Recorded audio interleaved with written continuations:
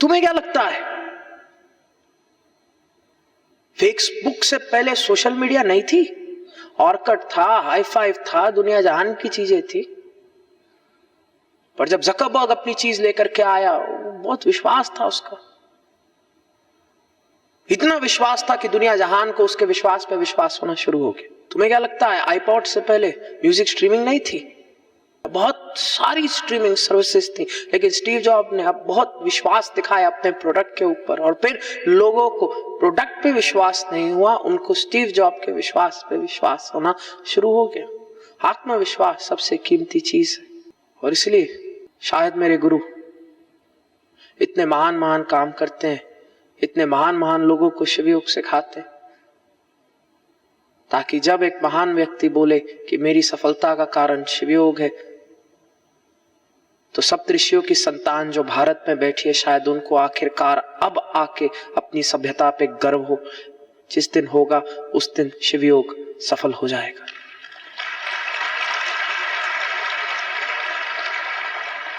पर खैर उन महिलाओं में खूब आत्मविश्वास था। कहती है 3 महीने तक हमने सब कुछ किया, और फिर एक दिन बर्फ पड़ी, जब मौसम बदला, कहती है उस दिन यूनिवर्सिटी के डीन का फोन आया, जल्दी आओ जल्दी आओ।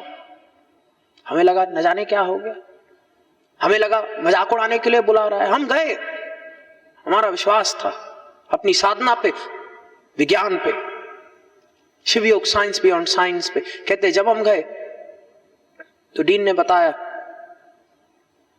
कि 10 में से जो 8 छत्ते थे उनकी सारी मक्खियां मर चुकी हैं, और केवल 2 छत्ते जिन पे तुम काम कर रहे थे उनकी सारी की सारी मक्खियां जीवित हैं। कहानियां खत्म नहीं होती। कहता है फिर हमने शहद टेस्ट कराया, जो 8 छत्ते मर गए उनकी मधुमक्खियों के शहद में ट्रेस एलिमेंट्स ऑफ पेस्टिसाइड्स थे, हैवी मेटल्स थे, दुनिया जहान का जहर था। और हमें यह बात नहीं समझ आ रही कि जो 2 छत्ते जिस पे तुमने काम किया उसके शहद में कोई पेस्टिसाइड नहीं, कोई हैवी मेटल नहीं। वो डीन सर चकरा के बैठा है, कहता है कि फूल तो वही है, कहता है फूल तो वही है, पहाड़ भी वही है, वादियां भी वही है, हमें समझाओ कैसे। और जब बाली शिविर हुआ, वो महिलाएं उस डीन को लेकर के आई थी, ऐसे ऐसे, जो पकड़ सकते हो पकड़ लो। अब इस ज्ञान को तुम कैसे समझाओगे? एक पेरिफेरल विजन होना चाहिए, एक देव भाव होना चाहिए। पशु भाव तुम्हें मार डालेगा, मनुष्य भाव ठीक है, लेकिन याद रखना मनुष्य भाव हमेशा बदलता चला जाता है। जब मैं छोटा था मुझे सिखाया गया कि प्लूटो प्लैनेट है, कोई बता रहा था नहीं है, मैंने कहा मैं कौन सा छुट्टी मनाने जा रहा हूं। अगर नहीं, बहुत शोध के बाद हमें पता चल गया कि आज से प्लूटो प्लैनेट नहीं है। मैंने कहा मिन्नू की मैं क्या करूं? कहते नहीं, हमें पता चल गया। ऐसा ही ज्ञान भरा है मनुष्य भाव में खूब सारा। कोई तुम्हें बताएगा प्लूटो प्लैनेट है, कोई कहेगा नहीं है, और उस ज्ञान का तुम्हारे ऊपर कोई प्रभाव नहीं होगा। मैं बाबा जी के पास गया एक दिन तर्क वितर्क करने। बाबा जी मैंने महाभारत पढ़ी है, मैं आपको गिना के बता सकता हूं कि अर्जुन के पास कौन कौन से तीर थे, अग्नि अस्त्र, ब्रह्मास्त्र, पशुपात अस्त्र। बाबा जी ने कहा बढ़िया, क्या तू मुझे बता सकता है उसने कौन सी धोती पहन के महाभारत लड़ी थी? मैंने सोचा बाबा जी क्या फर्क पड़ता है उसने कौन सी धोती पहनी हो। उन्होंने कहा क्या फर्क पड़ता है तुझे उसके सारे तीरों के नाम पता हो? तेरे जीवन में क्या बदलाव आया? मनुष्य भाव में यूजलेस ज्ञान का बहुत अहंकार होता है, यूजलेस ज्ञान। और देव भाव में एक समझ होती है, like energy attracts like energy.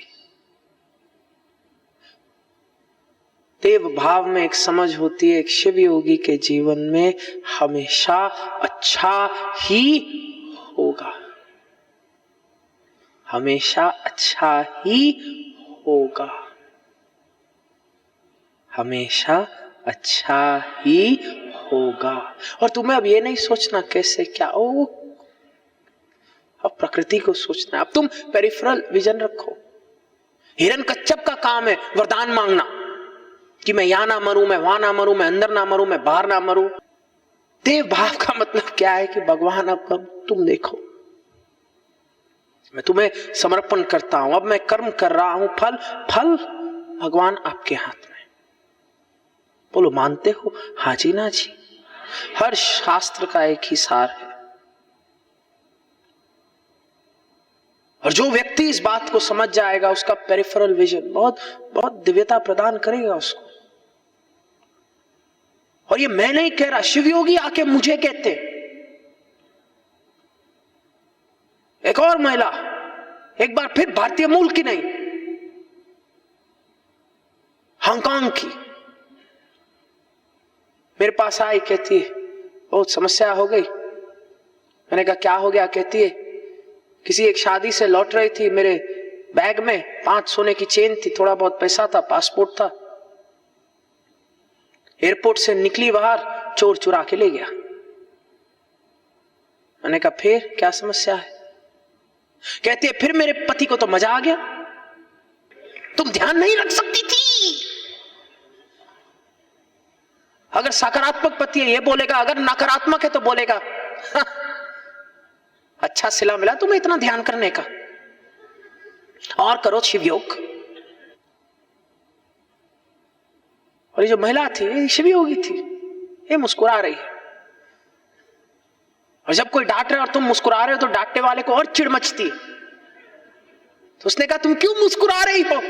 तुम्हारा 5 गोल्ड की चेन चुर गई। कहती है देखो पहले भी तुमने दिलाई थी,